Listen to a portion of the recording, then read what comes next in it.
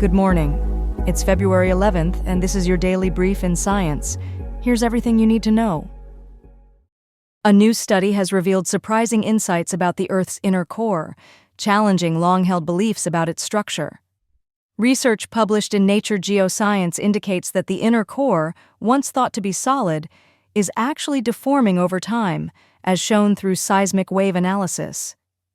This study underscores the inner core's vital role in generating Earth's magnetic field, which protects life from harmful solar radiation. Initially, the researchers, led by John E. Vidal, sought to explore the slowing rotation of the inner core, a phenomenon that could affect Earth's rotation and the length of a day. The team analyzed seismic wave pairs from earthquakes occurring before and after 2010, ensuring that the observed differences were not attributed to changes in rotation. Their findings from 2022 noted that the inner core oscillates, moving back and forth a couple of kilometers every 6 years. The debate continues regarding whether the inner core rotates independently or experiences boundary shifts, as highlighted by Bruce Buffett from UC Berkeley. Professor Hrvoje Tkalčić commended the study for its potential to refine estimates of the inner core's material properties, such as viscosity, which remains poorly understood.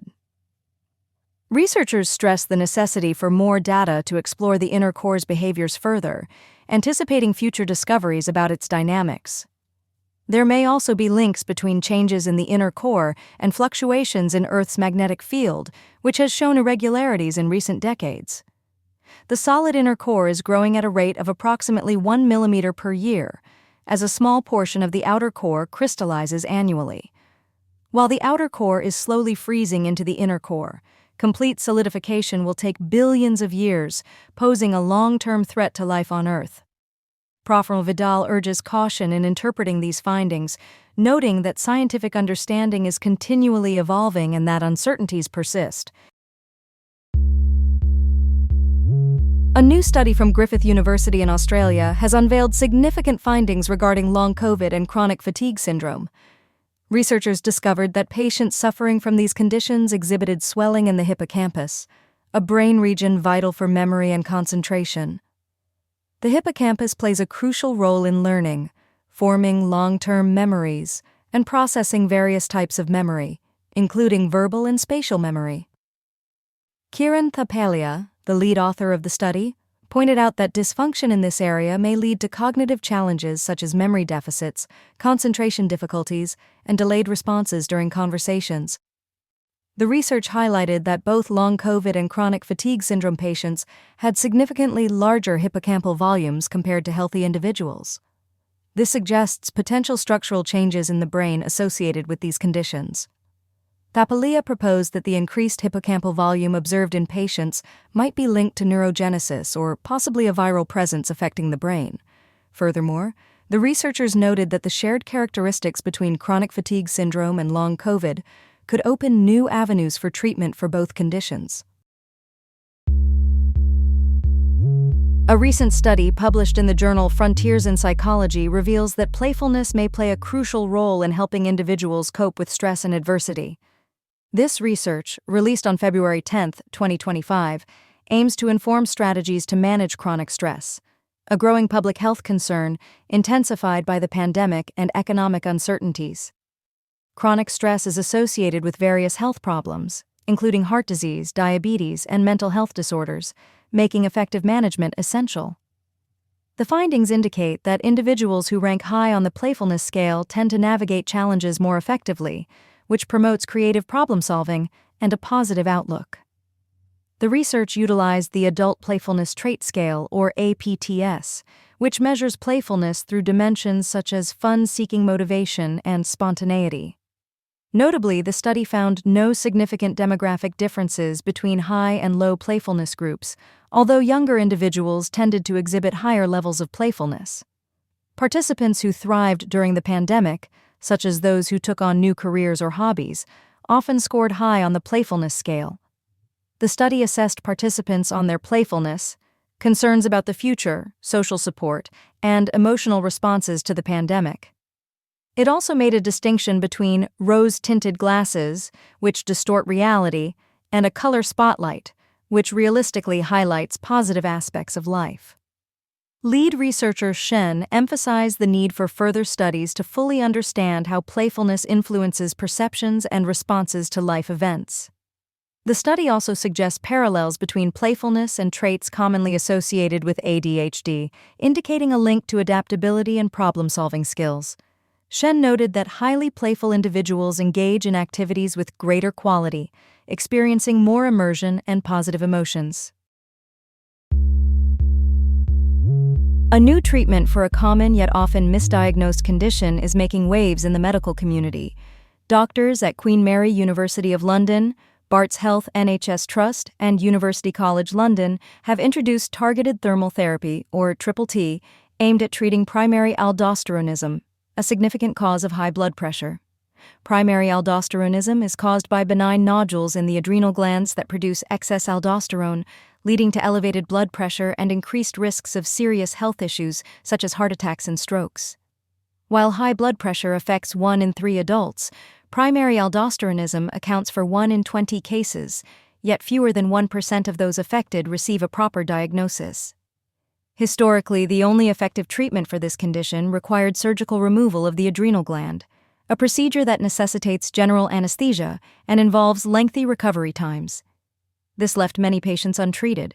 In contrast, TTT offers a safer and quicker alternative by targeting and destroying the problematic adrenal nodules while preserving the gland, using a combination of radiofrequency and ultrasound techniques. The procedure is performed endoscopically, taking about 20 minutes without incisions, significantly reducing recovery time and enhancing patient comfort. The Fabulous study tested TTT on 28 patients, demonstrating safety and effectiveness, with most participants achieving normal hormone levels within 6 months and many able to discontinue their blood pressure medications.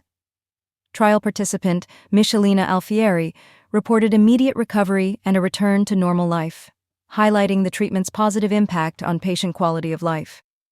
The study detailing this breakthrough was published in The Lancet on February 10, 2025, and it has the potential to help millions who are currently undiagnosed and untreated.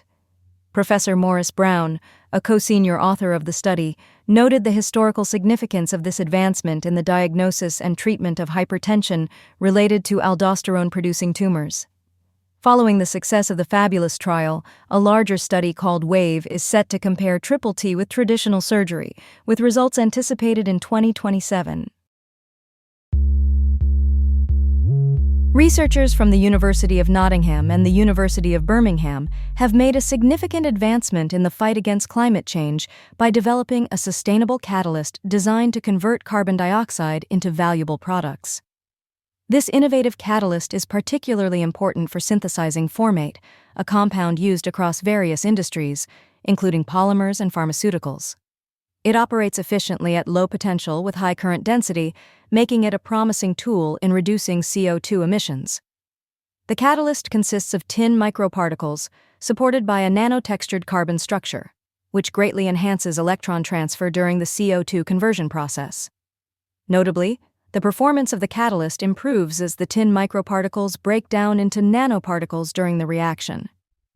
This transformation significantly increases the number of active tin centers, leading to enhanced electron transport. Research assistant Tom Burwell conducted experiments that demonstrated the catalyst's productivity increased by a factor of 3.6 over 48 hours, achieving nearly 100% selectivity for converting CO2 to formate.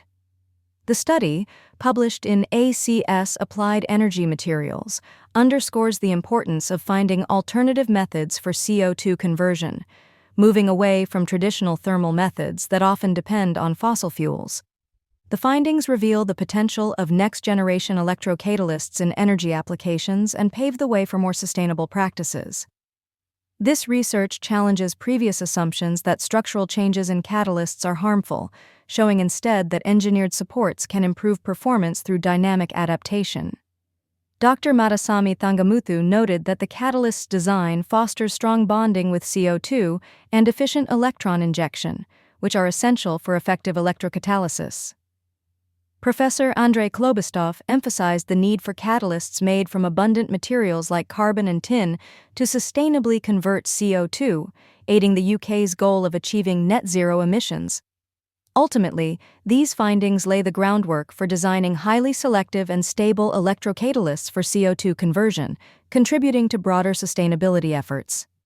This research is funded by the EPSRC program, GRANT, Metal Atoms on Surfaces and Interfaces, or MAS1, which focuses on developing sustainable catalyst materials for critical molecules like CO2, hydrogen, and ammonia. This has been your daily brief in science. To read more about these stories, follow the links in the episode bio. You can also subscribe to these updates via email at www.brief.news. For more daily podcasts about the topics you love, visit brief.news/podcasts. Tune in tomorrow. We'll be back with everything you need to know.